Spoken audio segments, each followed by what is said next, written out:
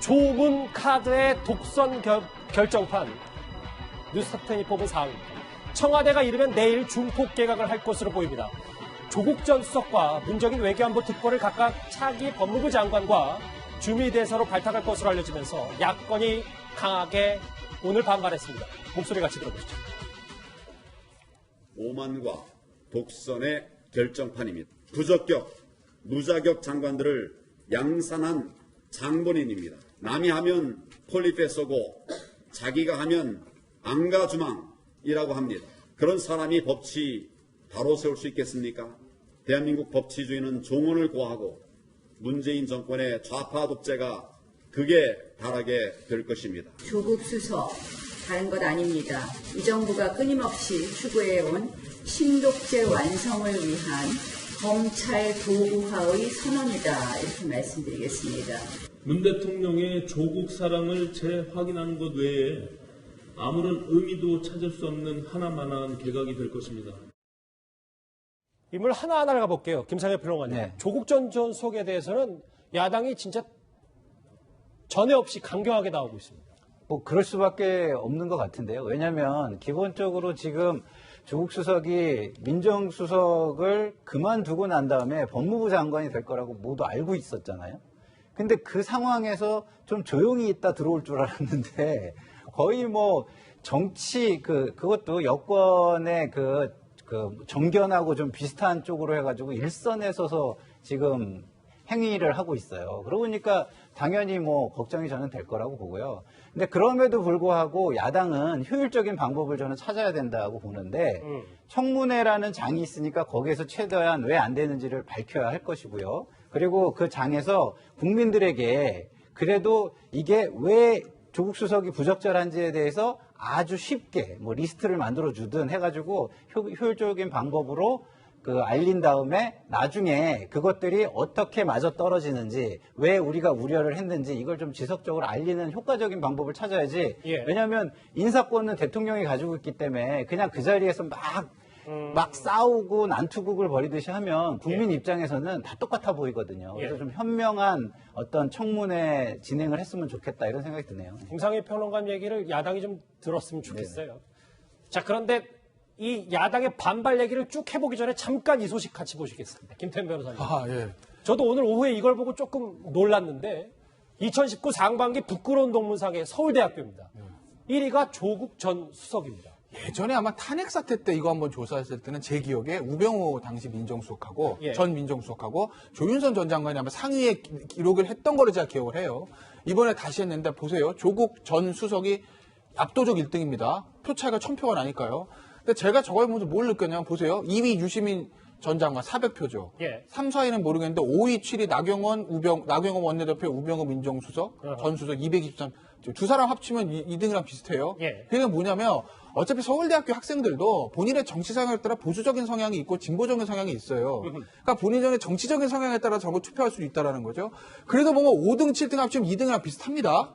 그러니까 정치 성향에 따라 보수적인 학생들은 좀 유시민 전 장관이 부끄럽다 한 거고 진보적인 학생들은 나경원 원내대표하고 우병우 정도 부끄럽다 한 건데 그러면 거리가 뭐 거기서 끝나는 건데 1위 조국 수석, 전 수석 1,400표, 2등이랑 1,000표 거의 한 3배 차이가 납니다. 그럼 뭐냐?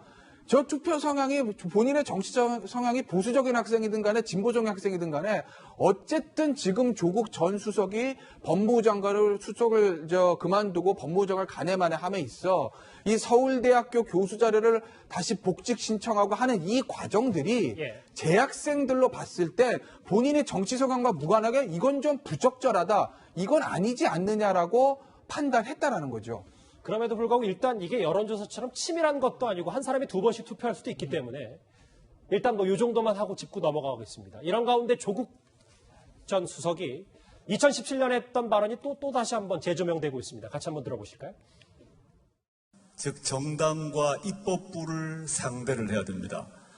법 하나 통과되기가 쉽지 않은 게 지금 현재 국회 선진화법이라는 게 있어가지고 웬만한 법률은 법사위를 통과해야 되는데 법사위에 자유당 간사가 누구신가 하면 김진태 의원이십니다. 김진태 의원이 저희 학교 학생들이 뽑은 최악의 동문 3위에 오르신 분입니다. 1위는 우병우, 2위는 조윤선, 3위는 김진태입니다. 그때 그럼 이런 악조건의 상황을 어떻게 돌파하실 건지 여쭈고 싶습니다. 2년 전에 저런 얘기했는데 불행히도 이제 본인이 일단은 1위가 됐습니다. 내일도 한번 저희도 볼게요. 근데 지금 서울대 대자보가 그냥 정치하라는 일색이었는 줄 저희 뭐 알고 있었는데 다시 또 맞불이 돼서 지금 조국 전 수석을 놓고 서울대 내에서도 아까 얘기했던 보수 진보 조국 교수 환영한다라는 얘기까지 또 등장했습니다. 그러니까 이게 조국 교수님께서 자초하신 게 있어요. 왜냐하면 본인을 비판하는 학생들을 설득하거나 변명을 하거나 하는 게 아니라 극으로 몰았거든요. 그러니까 본인들이 학습권을 가지고 폴리페서냐 아니냐 이걸 가지고 논쟁을 했는데 그거를 갑자기 정치적으로 극우다라고 물으면서 이걸 갖다가 어떤 진영 싸움 비슷하게 가져간 거예요. 그렇게 되면 어떻게 되냐? 이것이 학내 갈등이 돼버릴 수가 있거든요. 그래서 그 가르치는 교수가 학생들이 한 걸 가지고 학내 갈등을 만들어 버리면 제가 볼 때는 나중에 이게 잘못하면 돌발 사태까지도 번지게 될 수도 있고 그렇게 되면 굉장히 안 좋거든요. 그래서 저는 조국 교수께서 학생들에 대한 부분은 스승답게 행동을 좀 해주시면 좋겠다 이런 생각이 듭니다. 오늘 재연을 참 많이 하십니다. 알겠습니다. 조국 전 수석은 개각을 하루 앞두고 이렇게 사법시험 존치를 위한 고시생 모임으로부터도 고발을 당하는 일이 있었습니다. 화면으로 만나보시죠. 준비가 됐나? 예, 같이 보시겠습니다. 조국 전 민정수석이 지금 법무부 장관으로 지명된 걸로 알고 있습니다. 재직할 때도 마찬가지고 지금도 마찬가지고 끊임없이 SNS에 글을 올려가지고 사회 분열을 조장하고 사회 혼란을 조장하는 그런 분열주의자입니다. 이런 분열주의자가 법무부 장관이 됐을 때 과연 검찰의 중립성을 지킬 수 있을 것인가 이 부분에 대해서 저희는 부정적으로 보기 때문에 조국 전 민정수석의 법무부 장관은 절대 안 된다.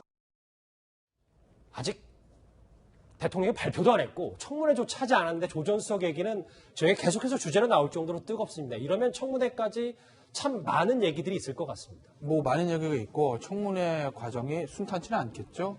굉장히 뭐 야당은 강하게 반발을 할 것이고 지난번에 한번 국회에서 운영위원회 당시 수석이 출석했을 때 장면 한번 보셨을 거예요. 예. 특별 그 감찰과 관련해서 그때도 사실은 당시 조국 민정수석이 전혀 어떻게 보면 물러서지 않고 야당의 공세에 맞섰거든요. 그렇다고 보면 이번에 인사청문회에서도 야당은 굉장히 강력하게 조국 수석의 문제를 지적을 할 것이고 여당은 방어를 할 것이고 조국 수석도 한치의 물러남이 없을 것으로 보입니다.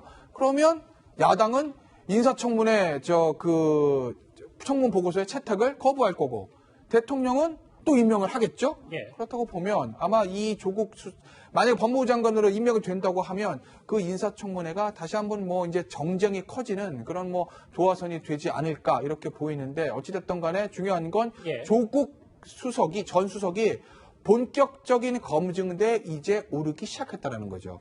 인사청문회 대상이 되면 청와대 수석들과는 다르게 야당이 나름대로 좀 정밀한 검증을 시작할 거거든요. 알겠습니다. 그것을 어떻게 이제 헤쳐나가는지 조금 보는 재미는 있을 것 같습니다. 자, 그런데 야당은 문정인 대통령 통일외교안보 특보에 대해서도 이 주미대사 내정에 대해서도 강하게 비판했습니다. 같이 한번 들어보시죠.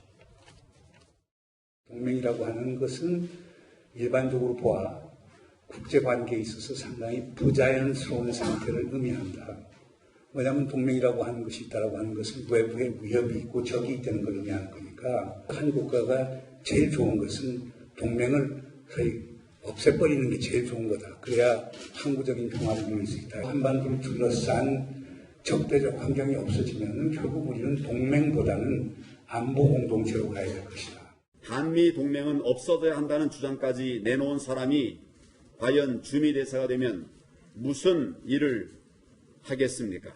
이런 사람을 주미대사로 임명하는 것 저희는 절대로 동의할 수 없습니다. 국민들 용납하지 않을 것입니다. 문재인 대통령은 무능한 외교 안보 라인을 전면 교체해야 됩니다. 한미 동맹에 대해서 부정적 의견을 냈던 사람이 주미대사냐 맞냐 야당의 얘기입니다. 제가 생각해도 조국 전 민정수석 법무부 장관 임명보다 어떻게 보면 더 충격적인 게 문재인 특보의 주미대 임명이 아닐까 싶습니다. 예. 인사를 봐야겠지만 지금 뭐 얘기한 것처럼 한미동맹 등의 부정적인 인사를 지금 가뜩이나 뭐 앞으로 이제 방위비 분담 같은 여러 가지 문제에서 미국 갈등을 빚을 수 있는 그런 상황에서 주미대사를 보낸다는 게 과연 미국이 어떤 메시지를 줄까 이런 좀 의문이 들고요. 거의 이 인사는 어떻게 보면 뭐 병역 거부를 지지하는 사람 국방부 장관을 시키는 뭐 그런 꼴이 아닐까라는 그런 생각까지 듭니다. 알겠습니다.